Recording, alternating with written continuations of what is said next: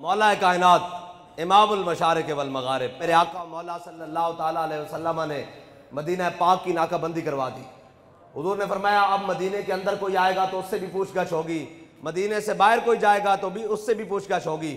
بہرحال ایک عورت کو خط دیا گیا، وہ خط لے کر نکلی، میرے آقا مولا نے حضرت مولا کائنات کو بلایا اور حضرت مقداد بن اسود کو بلایا، فرمایا جاؤ روضہ خاک کے مقام پر وہ عورت جا رہی ہے اور اس کا حلیہ ایسا ہے، اس سواری پر ہے، فرمایا اس کے پاس خط ہے وہ لے کر آؤ۔ مولا کائنات کہتے ہیں ہم گھوڑوں پر سوار ہوئے اور جب ہم روضہ خاک کے قریب پہنچے نا، پہلی نظر جب مقام پر پڑی نا تو عین اس مقام پر وہ عورت جا رہی تھی۔ یہ تو پھر دور و نزدیک کے سننے والے وہ کان لالے کرامت پہ لاکھوں سلام۔ مولا کائنات نے جا کر اس کی سواری کو بٹھایا، ایسے اس کی نکیل پکڑی سواری بٹھا دی، فرمایا خط کڈ۔ انہیں آکھیا خط میرے کول کوئی نہیں، فرمایا خط کڈ، علی تیرے کو خط لین آیا۔ انہیں کہا خط میرے کول کوئی نہیں۔ مولا کائنات نے کی فرمایا، فرمایا حضور فرمانے خط تیرے کول ہے، تو کہندی نہیں خط علی نے لے کے جانا۔ انہیں دائیں بائیں دی گل کی تھی اے ہے علی۔ مولا کائنات فرمانے شراب دا قطرہ گرے کنویں چ، اس کنویں دا پانی لگے فصل نو، اس فصل نو کھاوے بکری، علی تا اس دا دودھ پین نو بھی تیار نہیں۔ تیرے بھنگا اور شرابہ پی کے علی علی کرنے تا جناب اے بھنگیاں دا علی نال کی تعلق ہوئے۔ مولا کائنات نے فرمایا تو کہنی خط کوئی نہیں، لانو جر دن کے، فرمایا جے علی نو تینو ننگیاں کر کے بھی خط کٹنا پیا نا تا علی خط لے کے جائے گا۔ اے ہے علی دی سنت۔ جدو حضور دی گل آ جاوے تو پھر علی اپنا اسلوب ہی بدل دیندا۔ علی تو وڈا کوئی صوفی، کوئی عالم، کوئی با حیا، کوئی با اخلاق، کوئی جناب ولی، کوئی زاہد، کوئی عابد، تے علی کہہ کی رہا کہ حضور فرماندے ہیں تیرے کو خط ہے، علی نے لے کے جانا، اتے انہیں این کر کے اپنے جوڑے وچوں خط کاٹ کے این کر کے دے دیتا۔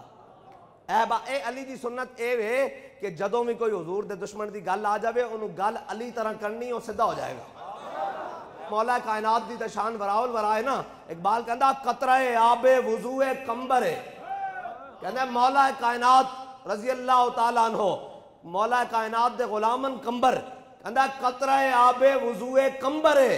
اقبال کہندا حضرت کمبر نے جڑا وضو کیتا نا، آپ دی پنڈلی تو جڑا ایک قطرہ ٹپکیا تھلے، در بہا برتر سے خونے کیسرے، اقبال کہندا او ٹرمپ دے خون نالو افضل ہے، ہاں او جو بائیڈن دے خون نالو در بہا برتر سے خونے کیسرے۔ اے مولا کائنات دی مولا کائنات دی شان توراول ورا۔ علی ہے پتہ ہے کون ہے؟ سناواں علی دا تعارف۔ مولا کائنات میں ایک جنگ وچ بندہ ملیا، انہیں کہا علی جس گھوڑے تے تسی سوار ہونا ہے بڑا پیڈا، بڑا تگڑا گھوڑا، سارا دن جنگ لڑدا تھکدا نہیں، لیکن ایک اس چ کمی ہے۔ فرمایا کی ہے؟ انہیں کہا جی اس دی سپیڈ تیز نہیں۔ مولا کائنات نے جڑا جواب دیتا نا وہ سنن والا، فرمایا مینوں چاہیدا سارا دن لڑن والا، سپیڈ والا نہیں چاہیدا۔ انہوں نے کہا کیوں؟ فرمایا سپیڈ والا انہوں چاہیدا جنہیں میدان چ نسنا ہوئے، علی دا نسانا دا۔ اے ہے مولا کائنات امام الانبیاء صلی اللہ تعالیٰ علیہ وسلم، فتح مکہ کے دن سارے آدائے دین نصرت مصطفیٰ دیکھتے رہ گئے۔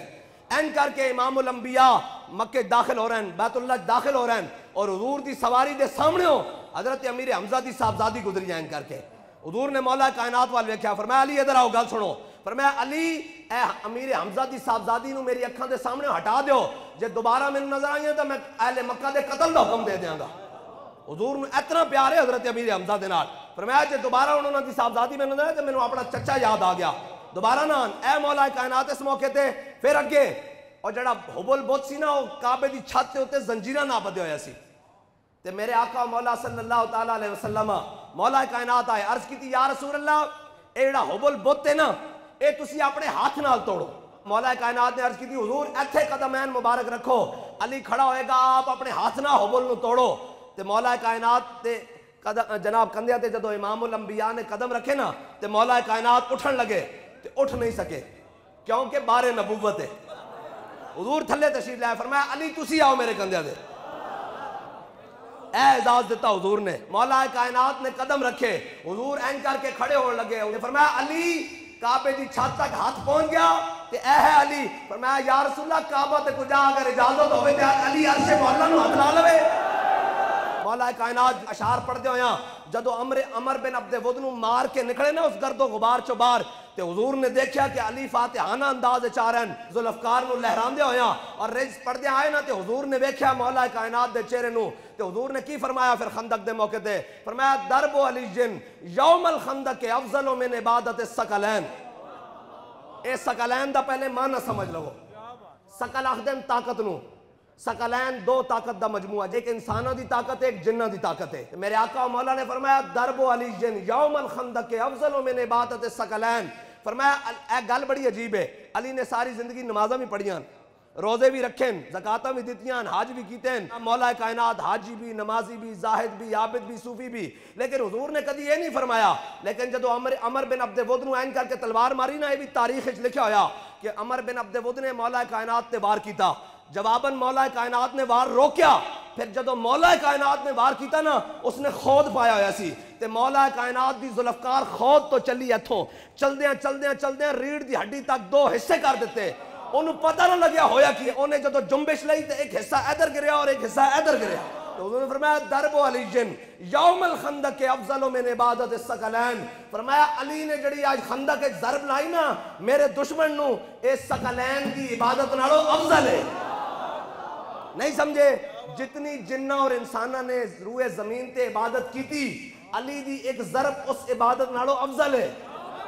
ہون سمجھ آئی ناموس رسالت دا مسئلہ.